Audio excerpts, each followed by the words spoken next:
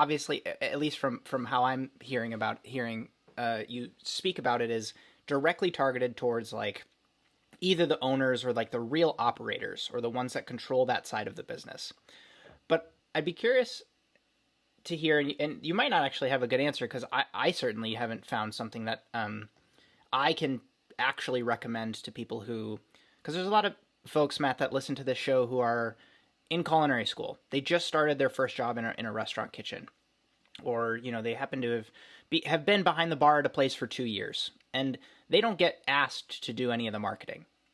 But had I been able to be a little bit more savvy earlier on in my career about starting to wrap my head around some of these concepts, when it comes time to do your thing, you're going to get asked the question. You're going to have a moment where you get asked, should we start to collect information? And if that's the first time that you're thinking about marketing, I think you're really setting yourself up to be a couple of steps too far back. So can you speak to that person who's maybe early on in their career about thinking about marketing, even if they don't feel like they are quite ready to start marketing yet? Yeah. So I would actually put that across any business strategy. The one thing I talked to somebody the other day, and the guy said, I don't read. So what do you mean you don't read? And he's like, I don't read books. And I was that way 7 or 8 years ago. It was like a badge of honor. Like I'm a badass. I don't need to learn anything. And it took me to probably my early 30s, probably about 10, like I'm 45 now, probably 32 to 35, that I got through a lot of early success, had a crash, started building myself back up. And I also realized that I was handicapping myself in the future because my knowledge base was staying the same. And so I read every morning for the most part. I have a little alert on my phone. I have, I wake up this morning, I went to a coffee place, read for a half hour, took some notes, gave my team some advice. Sometimes I'll post on social media something I found. But I would say is that person you're talking about is not only arm yourself with that on the marketing side, arm yourself with that on like David Scott Peters' book that talks about the financial aspect of it. Understand the back end, the ramifications of overstaffing a kitchen and understaffing it. I think there's a lot of little things. I think unfortunately people come into jobs poorly equipped with a depth of knowledge, but don't come in there and be a know-it-all. Just come in there with enough to be able to add to the conversation. But I would say from a marketing aspect of it, if I was that person, I would want to come in with a good groundwork of, okay, this is the foundation. And I'm not a genius at this stuff, but I can look at the restaurant and see what they're not doing. I eat out a lot. I don't know if you eat out a lot, but I eat out literally probably 15 to 20 times a week. Yep. Wow. And that's a lot. Up. That is a lot. I crack up. We don't cook at our house. Yeah. Literally. I think this weekend, no, we didn't have a single meal at our house this past week. Nuts. 7 days. Yep. That's my wife. We have 2 kids that are a little older. My wife's like, I'm done. I don't really care. Yeah, I have a kitchen. That's fine. I'll pop a DiGiorno in, some Pop-Tarts occasionally. Right. But that's cooking at our house unless I make ribs or steak. But when I think of the restaurants I visited in the last 7 days, like how many of them from an appearance standpoint impressed me? The coffee shop I was at this morning that's new near my house, I'm marveled by everything they've done. Like the parking spot dividers. Like, man, they're so clean. They're in line. The lines, the bathroom, the pitchers, the toilet paper's not out when I walk in there at 7 in the morning. The soap is filled from the night before. I told somebody at Panera the other day, one near my house, I walked in and I was there like 6:45 in the morning. They opened at like 6:30. There was no soap, no paper towels, and no toilet paper in the bathroom. And I walked back out and said, hey, by the way, you might want to smack your closers from last night in the head. What do you mean? I said, go in your bathroom. Like they didn't help you guys. But then you also might want to look in the mirror because you didn't open correctly. Right. But from a marketing standpoint, you can look around. And when you read something like this, it'll get you walking in and going, man, there's nothing on the tables asking for information. There's nothing on the walls like showing what the Wi-Fi is or how to get the Wi-Fi. Scan this code. They're talking about celebrating a next event like catering. How many restaurants make a lot of money and market very well with catering events? And there's nothing in catering. So I think it arms you at that level to be able to ask those questions and say, hey, why aren't we doing this? Because like I tell my team, when we go on have a conversation with a restaurateur, don't study them at all until you get on the call. because there's might be reasons they don't do it. I had a rep one time that came in with this awesome lunch promotion for a client of mine about 5, 6 years ago.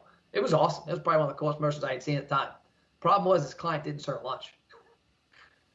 And so I'm like, at some point you want to come in and find out and ask questions. But I think to answer your root of your question is, have enough of a base that you can look around and ask articulate questions about why aren't we doing this, or are we doing this or not. I think this might resonate with folks who you cost out your dish. You cost out a dish for the first time. You end up doing a food costing on a dish on the menu or a special that chef tells you to run, or you just happen to. The first time I had to do it was as an assignment for culinary school. And after the first time you do that, you can't look at restaurant pricing in the same way ever again. And I think you're saying something to the effect of like, get the foundations down so you can look at something that either made you make that reservation for Mother's Day when you needed to go out with your mom, and you say, oh, I did that because of good marketing. And it's not, I caught myself there saying the word clever marketing, because it's like you need it to stand out. But at a certain point, Tim Ferriss has this great exercise as he talks about doing sales and marketing and copywriting, where he collects ads that made him buy. And then when it's time for him to do a marketing plan for a new book or a new product or what have you, he pulls that as information, as like, oh, that's interesting. That made me take action on whatever that company wanted me to do, or that business wanted me to, the call to action, basically. And so, yeah, huge fan of that as a practical tip for folks. Oh, I subscribed, not for the political, because I care less about political. I subscribed to a lot of political stuff in the election years, because I mean, they got some stuff that gets you to open. Engagement. Like, a couple times I opened, like, what? Oh, did I actually do that? Like, look at the subject line. Like, did I just donate my wife to the Republican Party? And I'm like, oh, never mind.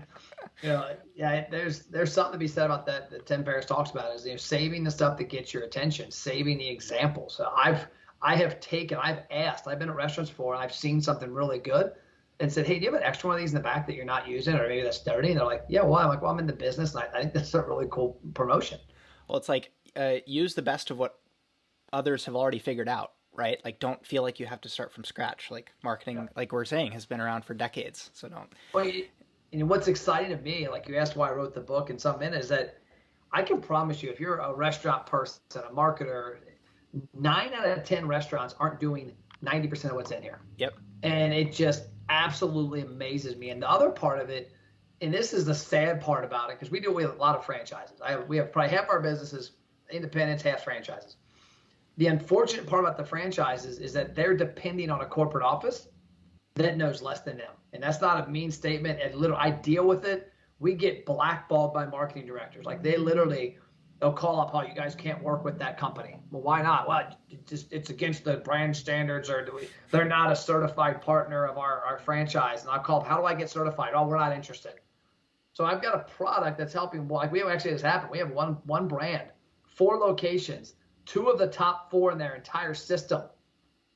And the only thing they're doing different is working with us and our tactics. And this marketing director, just because she didn't know it, because she didn't comprehend it, because she didn't want to see somebody else get praised, which is comical, because her job is to find people and tools that help the restaurants. But that's a bad part too. But that's what it's exciting to me. I tell people all the time, like, the 2 biggest people that are your competitors, in the restaurant space, your competitors down the street, and then also the corporations, they don't know what the hell they're doing. They're antiquated. They're, one of the business I ran across the other day, they're force feeding their app to their franchisees. And it's a pretty good brand. Force feeding it. It's got to happen. Online ordering, this. I said, what percentage of your clients are using the app and ordering online how they're wanting? 12%. I said, they want you to abandon everything else to focus on 12%. I'm like, that's like me going to the gym and just doing my left tricep extensions. I'm going to come back. I got a funny story on that, by the way. But that makes no sense to me. So I think the cool part about, like, people ask me, like, why are you in the restaurant space? Why did you not? Because we could have picked car dealers. We could have picked a lot of stuff, 6, 7, 8 years ago. Since 2008, we've been doing it. But 2015, we made a decision. We're going completely restaurants. And it took us 2015, 2017 to really transition. But I said, because there's opportunity.